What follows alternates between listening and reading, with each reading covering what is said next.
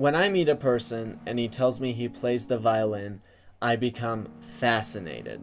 The first thing I want to do is hear him play.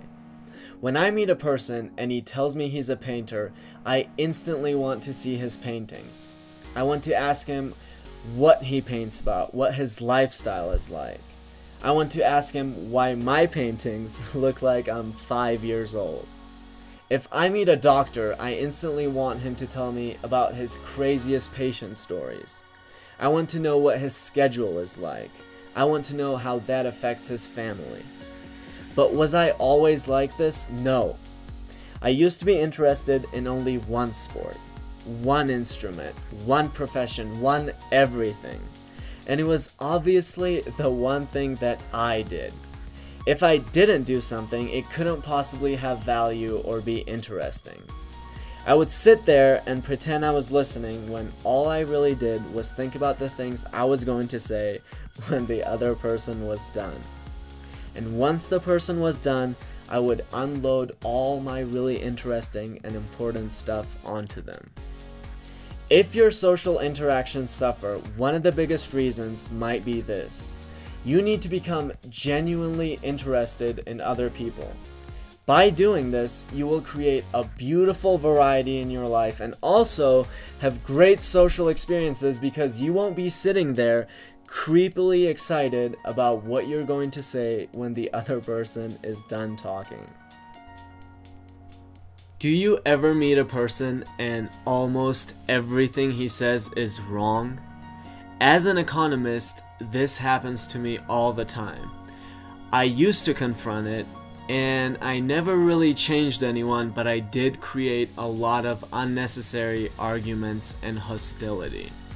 Telling a minimum wage worker about the inefficiencies caused by the minimum wage won't get you too far, trust me on that.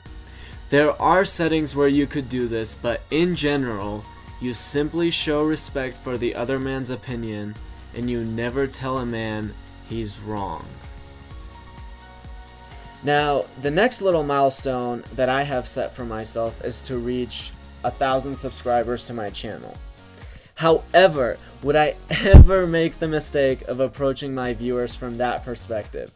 No. If I came to you and said, "Hey everyone, I'm trying to get to 1,000 subscribers, please subscribe to me," that doesn't mean anything to you. My social IQ would be non-existent in that case. Yet look around, most people do exactly that. So instead, how do I approach you?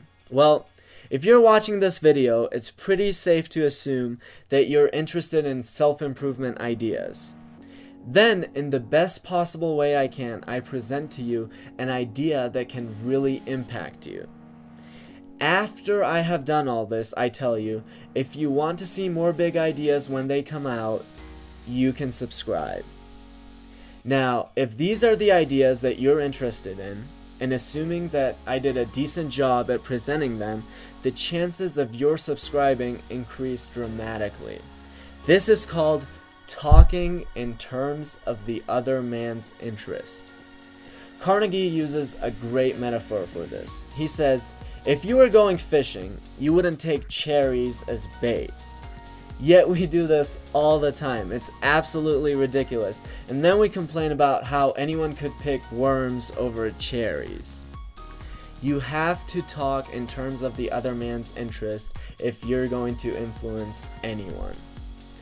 Anyway, these are just the 3 big ideas that I use all the time from How to Win Friends and Influence People by Dale Carnegie. I'm sure most of you who are into self-improvement have already read this book, and not just once either, but if you haven't, definitely read it because there are so many other cool ideas in this book.